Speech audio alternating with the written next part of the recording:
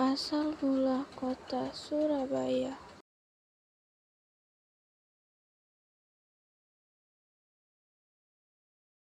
Dahulu kala di sebelah utara Jawa Timur, hiduplah seekor buaya raksasa yang ganas dan menyeramkan. Dia adalah penguasa sungai dan menjadi pemangsa yang sangat ditakuti oleh semua binatang di hutan sepanjang tepian sungai. Nama buaya itu adalah Baya. Dia sangat pandai berburu, sehingga membuat semua binatang di hutan menjadi takut.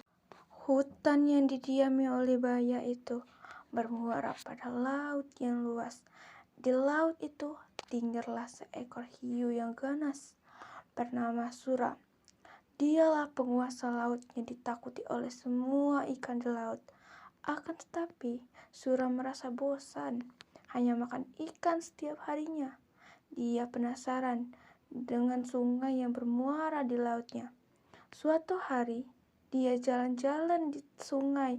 Ada seekor anak kijang yang sedang minum air di sungai tersebut. Sura merasa lapar, kemudian Sura berenang ke tepian lalu memakan anak kijang itu.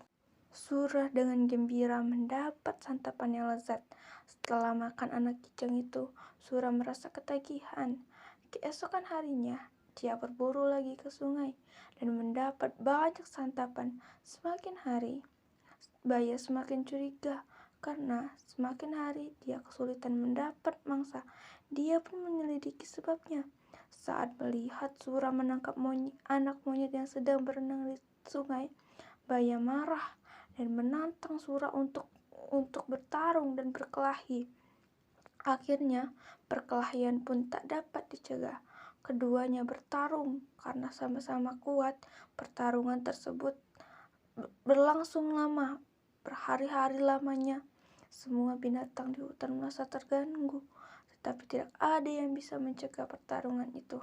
Akhirnya, kedua binatang buas itu kelelahan. Tidak ada yang menang dan tidak ada yang kalah, sebab keduanya sama-sama kuat. Kemudian, mereka membuat perjanjian untuk batas wilayah. Sura menguasai daerah laut dan Baya menguasai daerah sungai. Muara itu adalah batasnya.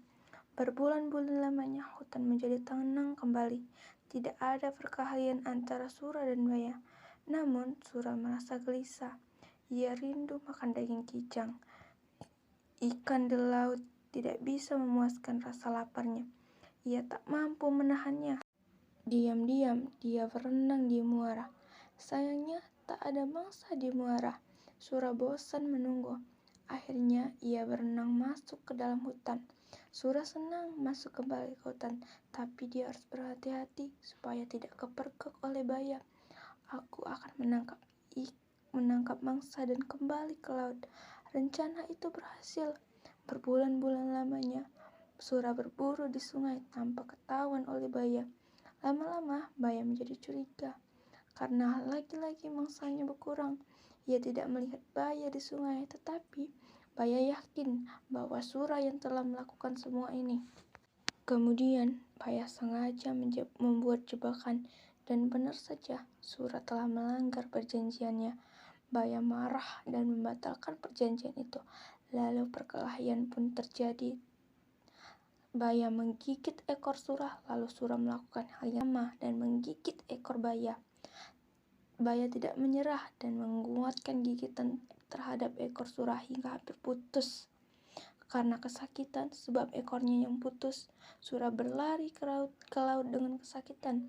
Dia tidak berani lagi mendekati sungai, apalagi dia sudah tidak punya ekor sekarang. Untuk mengenang perkelahian yang sangat dahsyat itu, tempat tersebut dikenal sebagai Surabaya.